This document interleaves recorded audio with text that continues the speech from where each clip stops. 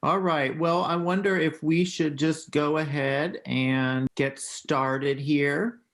Julie Orman is going to be our guide and host today. So I'm going to put her at the center so that she can. Welcome, Julie. Thanks for helping us lead this morning. Thank you. I'm happy to be here. Good morning, everyone. Wow, I'm so thrilled to see so many people here this morning. This is awesome. So again, my name is Julie Orman, and I've been working on the consensus team branch of the Riso Church Task Force. Now, as you know, we started this process of sanctuary renewal about 2.5 years ago now. And like everything else, COVID put us on pause last March. We're so excited to be back here and to be relaunching our campaign. And we're really here today to rise together, to finish together what we started together. Please join me in prayer. Creator God, as we gather together, we thank you for fellowship and for the community that we have in each other. We ask that you restore us and inspire us with your love. Lord, fill us with your peace so that we may continue our journey and that we would share your love and your grace to others. In your holy name we pray. Amen. So this morning, I would like to take you back in time just a little bit as we get started. And when I think back to March, for me, it felt like the world stopped spinning like it was supposed to for a moment, like it caught on something, and we had to adjust and we had to recalibrate everything. And that included our worship. I don't know about you, but I was really impressed that Gloria Day staff got us online together, worshiping together so quickly. And looking back at that and how far we've come in the last 10 months is really incredible. So let's take a look at that. A dangerous virus is spreading rapidly in China, and U.S. officials are very worried that it could come here. China has more than 200 confirmed cases of coronavirus, it's called. The closure of bars and restaurants in Minnesota to stop the spread of COVID-19 has many in the service industry scrambling to figure out how to make ends meet. As we're facing an unprecedented health and societal event, I have the absolute confidence, as always, that Minnesotans come together. They're there to help their neighbors. They're there to do the right thing. Hello, we have an announcement. The mission of Gloria Day is to care and to heal. And in order to fulfill that mission and to be a good neighbor in our community, Gloria Day has decided to cancel all our church programming and other events here in our building until March 26th. Welcome to our first ever live streaming of worship. Happy Easter and welcome to worship. We ask for your grace as we continue experimenting with new technologies and as we experiment with ways of creating a sense of togetherness even as we are physically separated from one another. Let the children come. Good morning, children.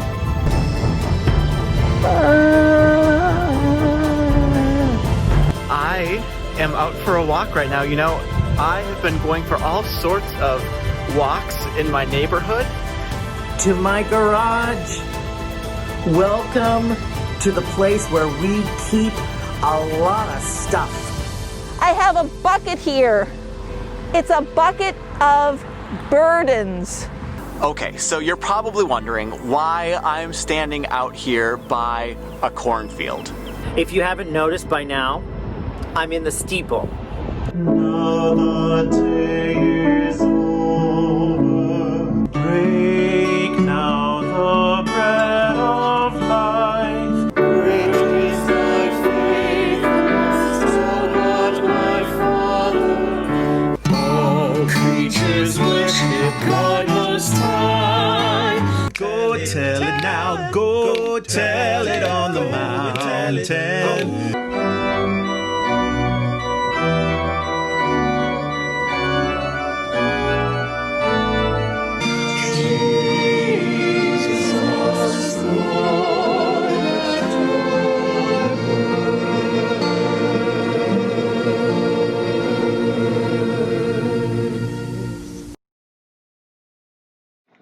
Wow, that was really powerful.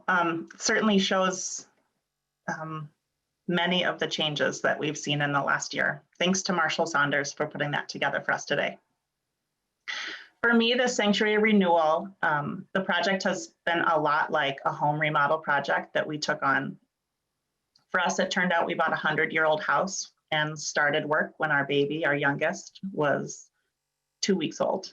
No matter, excuse me, we had planned and we had prepared, and there were just a few bumps that we couldn't anticipate, but now we're living in it. It's home, we love it. Just like Gloria Day is our home. Not only worship happens in our sanctuary, but friendships are forged, baptisms, marriages, confirmation, lives are all recognized, celebrated, and sometimes mourned. I'm really proud to be a part of this project, and this project that promises to make our space more accessible, more welcoming, and ready to address the needs of our congregation and our community, not only in 2021, but for a generation to come. If you have questions today that aren't covered by our presenters, please go ahead and type them in the chat window. We're taking note of your questions, and Mike Kruger, the chair of the Rizo Church Task Force, will get your questions to the appropriate person, and they'll get back to you with a response soon. You can also email Mike directly, and his email is up on the screen.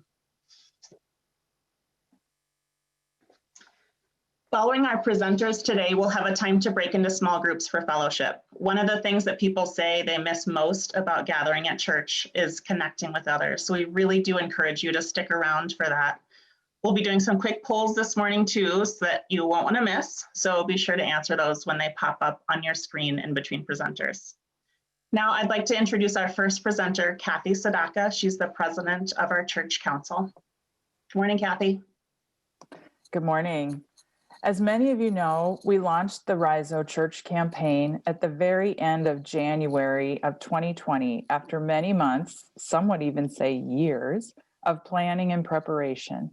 Despite all of the hard work, excitement, and momentum that had been generated, we made the difficult decision to put the campaign and the project on hold in March when the COVID-19 pandemic sent us all home.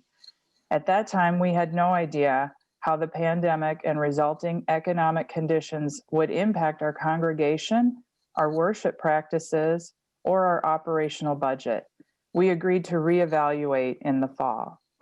Over the next 6 months, our talented staff pivoted with the rest of the world and began using technology to deliver a professional and surprisingly personal worship experience to our homes. And not just worship. Sunday school, confirmation, small groups, coffee hours, and adult forums. During that same time, our congregation continued to support the church and the mission generously. Second offerings, food shelf donations, the backpack program, and the giving tree are just a few examples where we saw generous support throughout the year. I'm happy to report that church finances are also strong. Giving remained consistent throughout the year, while expenses were slightly reduced given that we weren't using the building. At this time, we're wrapping up 2020 financial reporting and gearing up for 2021 budgeting with a sense of confidence. In September, we asked you to partake in a conversation about the status and direction of the Rizo Church project. We had participation from nearly 200 Zoom screens and heard overwhelmingly that we should continue where we left off, which is what brings us to this point today. Our next presenter is Mike Kruger, like I said, the chair of the Rizo Church Task Force. First, let me just say how excited I am too to get started again on Rizo Church. As Julie said, it's been 2.5 years since we began envisioning a new organ and a revitalized sanctuary for Gloria Day. And now today, with your support, we're hoping we can kick off our final phases of enhancing our worship experience and making our church more accessible for us and for our community. When we started, my personal goals for Rizo Church were pretty simple.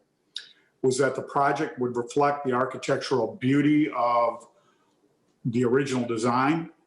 It'd represent the fiscal responsibility expected by the congregation. And lastly, and I think most important, that he would have a broad base of support of all of the Gloria Dei members. With the dedication of so many of you, and after hours of meetings and conversations, we are now well on our way to achieving all of those three foundational goals. So I want to start by taking a few minutes now to recognize the lead teams who have given so much of themselves over the past couple of years to help make all of this happen. The design team is led by Teresa Stearns, and this team started its process by it really started its process with the magnificent Opus 137 organ, selected by the organ committee after years of their preceding search. In addition to accommodating the new organ, the design team has worked hard to consider all of the other needs that the congregation has prioritized for our new worship space. Not just needs for today, but really for all of the needs that we can anticipate to come. The generosity team is led by Sarah Erkinen, and they're working with the congregation to make sure we can confidently pay for the project. We will need some upfront financing to cash flow the organ purchase and the early construction cost, but we know the congregation wants to pay for the bulk of the project through pledges within the first few years. And then next slide, the consensus team. And finally, the consensus team led so well by Julie Orman. The consensus team has taken on the important work to make sure that Rizal Church is first and foremost a reflection of the congregation as a whole, and that the members of Gloria Dei, literally that the members of Gloria Dei have driven the process from start to finish. The team has organized many events along the way, just like the forum we're literally having here today, to make sure we can hear from all of you. In addition to these three main teams, there have been subgroups that have been involved in incorporating our caring for creation values, identifying new important technology that will enhance our services and our music. And then finally, we will have a subgroup working with leaders to secure short-term financing. With the continued leadership of these teams and with the support of all of you in the congregation, we want to be ready to meet the following targeted timeline. The relaunch forum today is starting the process to prepare a final proposal on the design, budget, and financing plan to be presented on May 2nd. At this point, the timeline is a rough estimate, depending upon whether we meet our funding goals within the next couple of months. If we can, and I'm sure we will come to you for final approval on May 2nd. And we can then start the bidding process in May and start the work on the sanctuary by, as you can see, by October. The new organ will be installed by July of 2022, and we can start to begin our celebration events in August or September, depending on what we choose in 2020, that September date of 2022.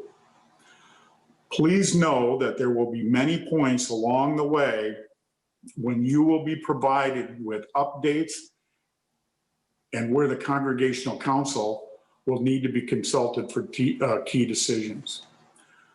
Unfortunately, there will be a period of time when we will have to vacate the sanctuary, but we'll still be able to gather together and have access to the rest of the church, so it really won't be so bad. And after 2022, as we now know, we can be very creative where and how we conduct our worship services so we can fill in during that period when we can't access the sanctuary. I know that August 2022 may seem like a long way off, and it certainly will be a long time since when we began back in 2018. But we have just recently even had to add some room in our schedule because of COVID-related delays from our contractors. Our efforts today will impact this church that we all love for decades to come.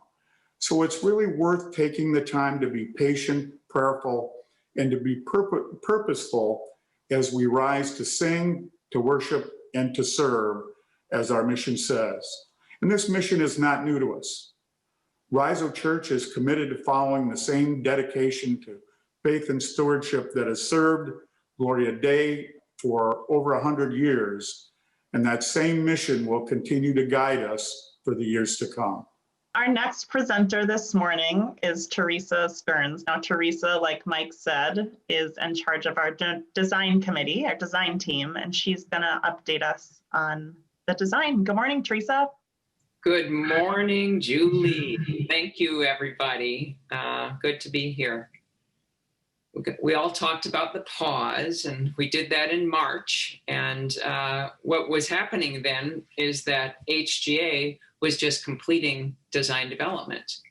And so I want to tell you where we were there. That design development was based on the values of the congregation that were in the master plan, including caring for creation goals.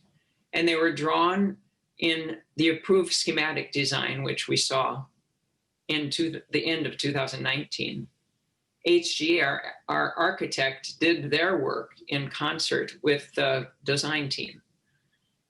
The design development contains these elements: refurbished organ and new casework by Laterno Organs at the back of the chancel, new forward-facing choir performance space in front of the organ, extended chancel platform into the sanctuary with ramp access on the right side as you look at the chancel from the nave. And here's a plan view of that.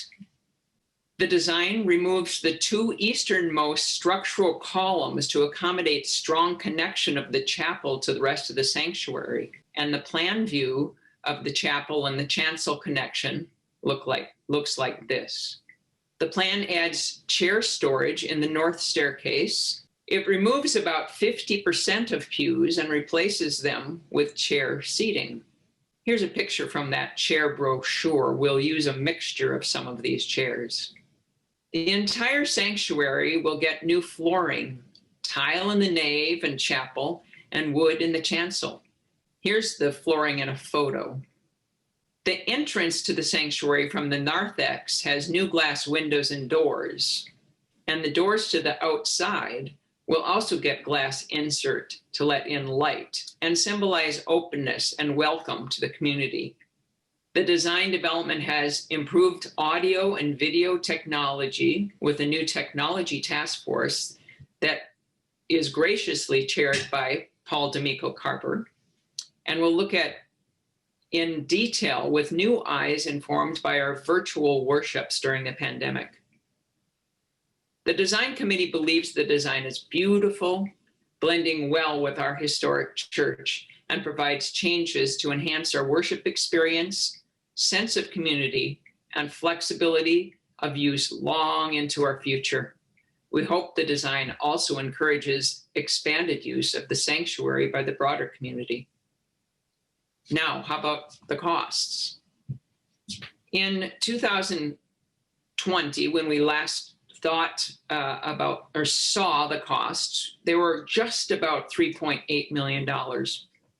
Now the project is estimated to cost about $4 million. This change is not out of the norm, especially given the time extension and unprecedented pandemic working conditions. Ultimately, the design team will work with the architect and contractor to align the costs to our ultimate fundraising. So where do we go from here? The design team met on January 8th, last Friday, to relaunch the project and review the plans with a new eye of our experience over the past 10 months. The architects will make some needed adjustments, and then we'll move into construction documents so that, dependent upon final fundraising and congregational approval, the project can be bid and construction can begin in October 2021. During the next couple months, design focus will be on the chancel furnishings, the altar, the font, the table, etc. These elements have not been designed to date, and the images that you may have seen about these have just been placeholders. The rest of the design is pretty much set, and the architectural and engineering work from March through May will be to document things for construction. With that, I'll toss it back to you, Julie. Thank you, Teresa. Teresa really has been an invaluable part of the task force. I'm really grateful for your expertise, Teresa. Thank you. Thank you. Okay, next up, we're going to have Lenore Franzen speak this morning. Lenore is from the Immigrant Support Team. Good morning, Lenore. Good morning, Julie, and good morning, everyone. I want to thank the Riso Church Task Force for giving me this opportunity to share an idea that has surfaced recently and on which we're seeking your input. Two clear messages came out of last September's forum when we gathered as a congregation to gauge interest in resuming the Riso Church campaign. The first message was a resounding yes to proceed, and we've just heard how we plan to do that. The second message reflected broad consensus around a desire for a stronger, more direct outreach component to the campaign in light of the pandemic and racial issues our country was and still is reckoning with. At about the same time this past fall, the Immigrant Support Team approached the pastors with an idea to convert Room 99 into an efficiency apartment that could serve the temporary housing needs of newcomers to our community while they seek a permanent home. As some of you know, Room 99 is off the short hallway leading to the gym. It has served as a classroom and meeting space and currently is used for storage. Since the Immigrant Support Team was formed 4 years ago, we've seen a strong interest on the part of the congregation to be involved in immigrant support. We are confident that given our mission of welcome, we as a congregation have the will to provide hospitality. Why, you may be wondering, bring this idea forward now when we're in the midst of the Riso Church campaign? In a word, alignment. The idea to provide temporary housing for immigrants aligns with the core intention of Riso Church to open our doors to the broader community and extend our welcome to all. It is a direct response to what the congregation expressed at the September forum, a desire to find new creative ways of using our facility to meet community needs, especially in light of the social changes we've witnessed this past year. If we pursue this idea, it could engage members directly and more deeply around our mission of welcome and our call to hospitality. And if we move forward on renovating Room 99, the work could be done while the building is closed because of the pandemic, minimizing disruption to any church functions and activities. Let me be clear, this idea to renovate Room 99 arose independent of Riso Church. I like to think of Riso Church as a vehicle that has been traveling along a highway for the past 2.5 years. The idea I've just described in brief is another vehicle that is now merging onto that same highway and traveling alongside Riso Church. As I mentioned, our team has discussed this idea with the pastors. In September, we shared it with the council, the facilities committee, and the Riso Church Task Force. The response has been enthusiastic. Now we want to bring this idea to the congregation for your input. Today, time is limited, so we've scheduled information sessions on January 28th and February 9th, where we'll explain the proposal in more detail, share a rough sketch of how the space could be renovated, and lay out our thoughts about funding. Importantly, we want to hear from you and address any questions you may have. Watch for links to these Zoom meetings and plan on attending the session that fits your schedule. We are a church of consensus. The Riso Church process is a great example of Gloria Dei's commitment to broad participation and support. Out of these information sessions, we hope to discern if this idea is something the congregation wants to pursue. I look forward to seeing you at one of the sessions and continuing the conversation. Thank you. It really has been heartwarming for me to see this discussion grow and for the people of Gloria Dei to really act on their commitment to being a welcoming and social justice focused community. Our final presenter this morning is Sarah Erkkinen, and Sarah leads the generosity team. Good morning, Sarah. Good morning, Julie. And I think it's my role this morning to round out today's presentation by sharing how each of us can help make this vision possible. And as we've mentioned a few times, we got this all started about a year ago in a formal way, and the church mailed to each of us a beautiful packet of information on Riso Church. And if you'd like another copy, if you don't have your materials anymore, you can definitely let us know in the chat window. Otherwise, they're available online, and I think possibly Nicole might share a link in the chat window for everyone. So last spring, in the wake of these pandemic times, Gloria Dei chose to press pause on our formal communication and formal requests for gifts and commitments from all of us. However, and this is what's truly remarkable about Gloria Dei, the generosity of our congregation did not pause. Your generosity did not pause. Families continued to share outright gifts and pledge intentions, and the generosity has been truly remarkable. So over these past many months, the church has received nearly 200 gifts and pledges at every level. In fact, Pastor Bradley, maybe you can show the gift chart that we've been working with. Those are the materials there. Yes. So these are a lot of different levels, and we had been looking for gifts at all of these levels, and we have received gifts at all of these levels, including the highest levels. Are you ready for this? We have received to date a total of $3 million in commitments and gifts. $3 million towards our goal of $4 million. Yes, I see clapping hands. This leaves us with only $1 million to go. I kind of laugh inside when I say the word only. But in reality, we are 75% there already. And as I look ahead, and I think about that timeline that Mike shared with us a little earlier, I can imagine all of us together on Rally Sunday in the fall of 2022. And it honestly brings me so much hope and joy to think about that celebratory day all together with our new space and these updates and these meaningful changes.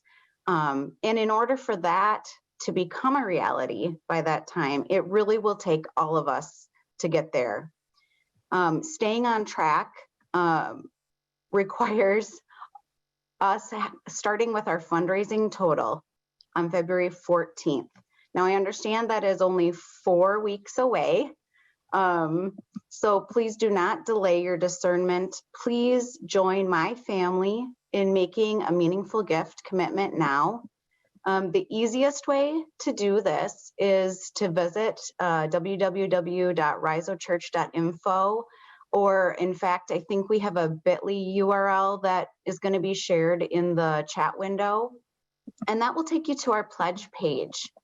And some families may want to make a gift commitment immediately, and others, like my family chose, are making a pledge of over the next 3 years to make a gift 3 years.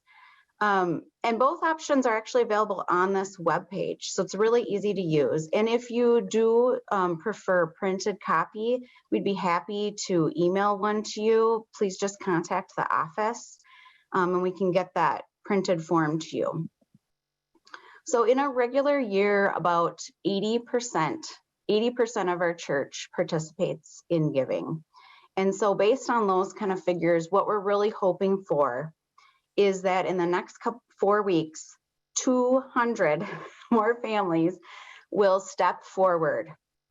Everyone I know does have a unique financial situation right now, so please understand that we on the generosity team celebrate every single gift and commitment, every single one. And the thing about this last year is it has changed for some of us. And actually, for some families, they were able to increase their commitment because they took a look around this past year and they were able to do that.